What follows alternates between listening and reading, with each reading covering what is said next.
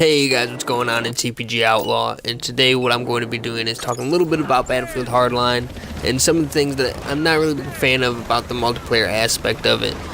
So let's jump right on in here, and we'll start things off with the fact that if you start a squad, you can no longer search for a server to play on. The only way that you can join a game is to go through quick join instead of being able to search for a server and refining that search down to like the map and the game mode and whether you want to play regular or hardcore, which to me kind of messes with how me and the guys that I regularly play with, since we regularly play hardcore when we play together. Alrighty, so the next thing I want to talk about is that time period between when you die and when you can either A, spawn back in, or B, you get revived.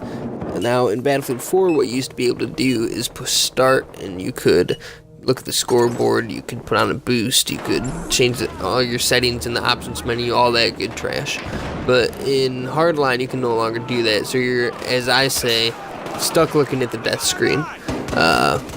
Which means if you're playing hardcore, you're staring at the sky the whole time. If you are playing regular, then you can have the benefit of looking at the guy that killed you and seeing where he's at.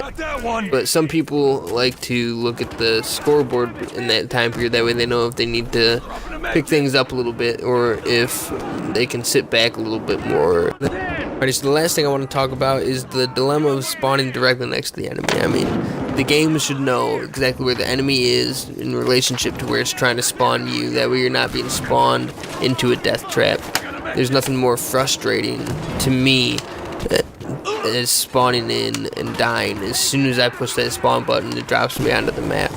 The game shouldn't be putting you next to the enemy, like directly next to them. That way they see you spawn in, then you're automatically dying. I mean, if you spawn in on a player that's already in the game, then that's a completely different story, and that's your fault for doing it. But if you spawn on an objective, it shouldn't putting you directly next to the enemy. But that will conclude today's video. I hope you guys enjoyed it. If you did, make sure to like, comment, and subscribe. I hope you all have a good day, and I'll talk to y'all later. Peace.